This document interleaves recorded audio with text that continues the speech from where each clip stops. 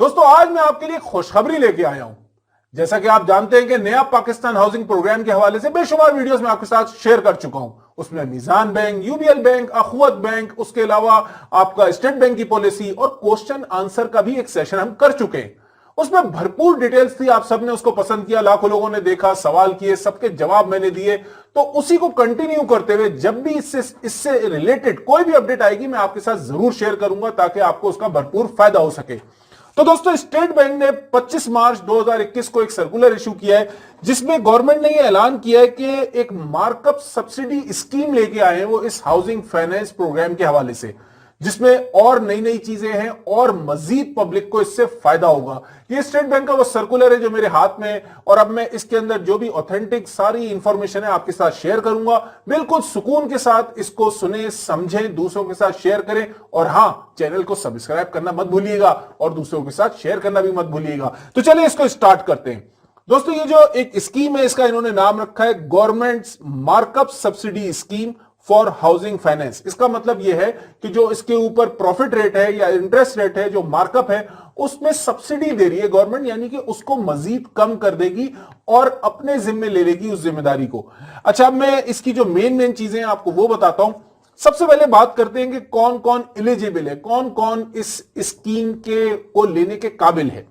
उसमें हर वो मर्द और औरत जिसके पास शनाख्ती कार्ड है, हर वो बंदा जो कि फर्स्ट टाइम ओनर है। ये समझने वाली बात है। देखिए, अगर आपके पास आपके नाम पे पहले से कोई घर है तो आप इस स्कीम से फायदा नहीं उठा सकते। You must be a first time owner of the house.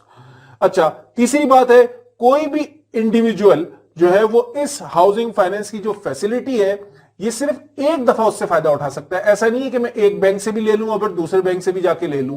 तो एक शख्स एक ही दफा इस स्कीम से फायदा उठा सकता है। अच्छा, अब हम बात करेंगे टीयर्स के ऊपर। आपको याद होगा पिछली वीडियोस में मैंने बताया था टीयर 1, टीयर 2, टीयर 3, लेकिन इस दफा इन्होंने जो चेंज किया इसमें 4 टीयर्स हैं अब, यानी कि टीयर 0, 1, 2, 3। अब इसकी तफसील में जाते हैं। तो जो टीयर 0 है उसके अंदर ये बता रहे हैं कि अब आप माइक्रो फाइनेंस बैंक से भी कर्जा ले सकते हैं। माइक्रो फाइनेंस बैंक्स वो होते हैं जो छोटे कर्जे देते हैं। आप देखेंगे पाकिस्तान में भी माइक्रो फाइनेंस बैंक्स हैं, तो जो छोटे कर्जे देते हैं उनको माइक्रो फाइनेंस बैंक कहा जाता है और उनसे भी अब आपको हाउसिंग के कर्जे मिल जाएंगे उन यूनिट्स के ऊपर जो कि नया पाकिस्तान हाउसिंग स्कीम के अंदर शामिल नहीं है। इसको याद रखिएगा।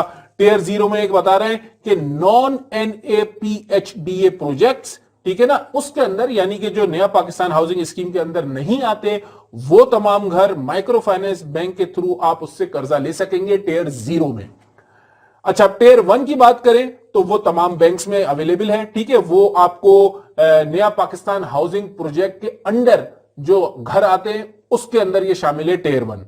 टीयर 2 और 3 की बात करें तो ये वो हैं जिनका नाम नया पाकिस्तान हाउसिंग सोसाइटी जो कि प्रोग्राम है उसके अंदर नहीं आया है, वो किसी भी बैंक से फाइनेंसिंग ले सकते हैं टीयर 3 के हवाले से और 2 के हवाले से।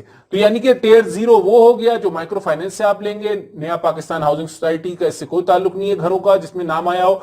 टीयर 2 की टीयर 1 की अगर बात करूं तो वो लोग हैं जिनका नया पाकिस्तान हाउसिंग प्रोग्राम के अंदर नाम आ चुका है, वो किसी भी बैंक से उससे कर्जा ले सकते हैं। और 2 और 3 वो हैं जिनका नया पाकिस्तान हाउसिंग प्रोग्राम के नाम निकलने के हवाले से कोई ताल्लुक नहीं है, वो किसी भी बैंक से कर्जा ले सकते हैं। अब बात करेंगे कि हाउसिंग यूनिट का भाई कितना बड़ा होना चाहिए। यहां मैं एक वाजे कर दूं, मैं एक लफ्ज के ऊपर जोर दूंगा, उसको खास तौर पे सुनिएगा। टीयर 0 की अगर बात करूं तो अप टू 125 स्क्वायर यार्ड या फिर 5 मरला, यहां लिखा है अप टू। बहुत लोगों ने सवाल किया सर हमारे 3 मरला, 4 मरला, 2 मरला मिलेगा नहीं मिलेगा। देखिए, अप टू का मतलब होता है कि वहां तक, यानी कि 5 मरले तक या 125 स्क्वायर यार्ड तक का अगर आपका फ्लैट अपार्टमेंट और उसका कवर्ड एरिया 1250 स्क्वायर फीट है तो ये टीयर 0 के अंदर ये लाए करेगा। टीयर 1 की अगर बात करूं तो उसमें आपका घर 125 स्क्वायर यार्ड तक या 5 मरले तक हो और उसका जो मैक्सिमम कवर्ड एरिया है वो 850 स्क्वायर फीट हो, ठीक है। ये इसका ए है और इसमें जो बी सेक्शन उन्होंने बनाया है उसमें उन्होंने बताया है कि फ्लैट हो या अपार्टमेंट हो और मैक्सिमम कवर्ड एरिया उसका 850 स्क्वायर फीट हो। अब आते हैं टीयर 2 की तरफ। टीयर 2 में जो है उन्होंने बताया कि आपका घर जो है वो 125 स्क्वायर यार्ड तक का हो या 5 मरले तक का हो और इसी के बी सेक्शन में आपका जो फ्लैट या अपार्टमेंट है उसका maximum covered area 1250 square feet तक हो। ये जो हाउसिंग यूनिट के साइज के हवाले से हम लोग इस वक्त बात कर रहे हैं। टियर 3 की अगर बात करूं तो उसमें आपका जो घर है वो 250 स्क्वायर यार्ड या फिर 10 मरले तक हो सकता है, और अगर अपार्टमेंट या फ्लैट है तो उसका कवर्ड एरिया 2000 स्क्वायर फीट से ज्यादा नहीं होना चाहिए। तो ये तो बात हो गई हाउसिंग यूनिट के साइज के हवाले से। अब हम बात करेंगे कि घर की उम्र कितनी होनी चाहिए, एज कितनी होनी चाहिए। देखिए, एज ऑफ हाउसिंग यूनिट के लिए इन्होंने लिखा है कि न्यूली कंस्ट्रक्टेड हाउसिंग यूनिट होना चाहिए, यानी कि नया बना हुआ घर होना चाहिए, और during last 1 year from the date of application, यानी कि जब आपने एप्लीकेशन जमा कराई उससे 1 साल के अंदर अंदर होना चाहिए, उससे पुराना नहीं होना चाहिए। अच्छा, लेकिन कह रहे हैं कि ये जो रिक्वायरमेंट है ना, ये एप्लीकेबल होगी 31 मार्च 2023 के हवाले से बता रहे हैं कि however this requirement will not be applicable till March 31 2023 under tier 0, 2 and 3। Tier 0, 2 और 3 के अंदर ये एप्लीकेबल नहीं होगी जब तक 31 मार्च 2023 नहीं आ जाता। बहरहाल आप इसके लिए कंफ्यूज नहीं होगा। तो इस वक्त जो लोगों का फीडबैक आया है उसमें यही है कि जब वो बैंक जाते हैं तो कोई बैंक उनको कहता है भाई नया घर लो, कोई कहता है ओनर नहीं होना चाहिए। तो अपनी इंटरनल पॉलिसीज भी बैंक्स ने जो है ना अप्लाई की हुई हैं। तो बेहतर ये है कि ये टेक्निकल सा मामला है, बड़ा वेग सा इन्होंने इस पे लिखा है, तो उसमें आप जो है वो बैंक से पता करें तो ज्यादा बेहतर है। मेरे हवाले से मैं ये आपको सजेस्ट करूंगा एज ऑफ हाउसिंग के हवाले से। अब वैसे भी उन्होंने लिख दिया था कि आप जो है वो न्यूली कंस्ट्रक्टेड घर होना चाहिए, ये पिछली वीडियोस में भी मैंने बताया था। अच्छा, आप इसकी प्राइसिंग के हवाले से देख लेते हैं कि मैक्सिमम प्राइस क्या होना चाहिए हाउसिंग यूनिट का, वो बड़ी इंपॉर्टेंट चीजें सुन लीजिए। मैक्सिमम प्राइस यानी कि मार्केट वैल्यू की बात कर रहे हैं सिंगल हाउसिंग यूनिट, उसमें जो टियर 1 है उसमें 3.5 मिलियन यानी कि 35 लाख। टियर 0 जो है उसमें उन्होंने लिखा है कि टियर 2 और टियर 3 इसके लिए नो कैप, यानी कि उन्होंने कोई कैप नहीं रखा है टियर 3 के लिए, और टियर 2 के लिए और टियर 0 के लिए भी। ये बहुत अच्छी बात है क्योंकि पहले लोग कंफ्यूज हो रहे थे कि यार इससे ज्यादा की प्राइस है तो हम क्या कर सकते हैं। कैप का मतलब होता है किसी चीज के ऊपर कैप लगा देने, यानी कि उसको रोक देना वहां पे। लेकिन यहां पे ये कह रहे हैं नो कैप, यानी कि टियर 0, 2 और 3 के अंदर नो कैप है, यानी कि कितने का भी हो सकता है। लेकिन जो टियर 1 है उसमें 3.5 मिलियन मैक्सिमम अमाउंट है। अच्छा, मैक्सिमम लोन कितना देगा बैंक, ये अब सुनिए। टियर 0 में 2 मिलियन तक देगा बैंक, यानी कि 20 लाख। टियर 1 में 2.7 मिलियन यानी 27 लाख। टियर 2 में 6 मिलियन यानी कि 60 लाख, और टियर 3 में 10 मिलियन यानी कि 1 करोड़ तक बैंक आपको लोन दे देगा। ये लोन की टाइप जो है जाहिर सी बात है लॉन्ग टर्म है क्योंकि हाउस फाइनेंसिंग है। लोन का टेनर बता दूं, मिनिमम है 5 साल और मैक्सिमम है 20 साल। 5 साल से 20 साल तक के लिए आप इस लोन को ले सकते हैं। सिक्योरिटी की रिक्वायरमेंट जो है उसमें ये बता रहे हैं कि अच्छा, अब इसमें मैं आपको बता दूं कि हर बैंक की क्रेडिट की पॉलिसी होती है, उसके मुताबिक वो उसको सेट कर सकते हैं। लेकिन हम देखते हैं कि स्टेट बैंक इस पे क्या कह रहा है। स्टेट बैंक कह रहा है कि एज पर bank credit policy and prudential regulations for housing finance, the housing unit financed will be mortgage in favour of financing bank. जो भी बंदा बैंक से लोन लेगा और जो घर खरीदेगा वो घर मॉर्गेज होगा बैंक के नाम पर, वो मॉर्गेज होगा बैंक के नाम पर, और यही जो है वो बैंक की सिक्योरिटी होगी। इसमें आगे बात करते हैं कि एलोकेशन ऑफ बजट की, इसका कोई मेरे ख्याल से आप लोगों से रिलेटेड ताल्लुक नहीं है, लेकिन फिर भी शेयर कर देता हूं कि गवर्नमेंट ऑफ पाकिस्तान ने जो उनका अपना जीओपी का अकाउंट है उससे वो सब्सिडाइज करेंगे स्टेट बैंक को इस तमाम सिलसिले के हवाले से। बहरहाल ये हमारे लिए इतनी इंपॉर्टेंट बात नहीं है। प्राइसिंग की बात करते हैं, ये बहुत ही क्रिटिकल, बहुत ही इंपॉर्टेंट बात है, इसको गौर से समझिएगा। टियर 0 जो है उसके अंदर 5% लगेगा शुरू के 5 साल में, 7% लगेगा उसके बाद के 5 साल पे, और अगर उससे ऊपर आप जाते हैं तो काइबोर प्लस 700 बीपीएस यानी कि KIBOR Karachi inter bank offer rate, उसके ऊपर 700 बीपीएस का मतलब है 7%।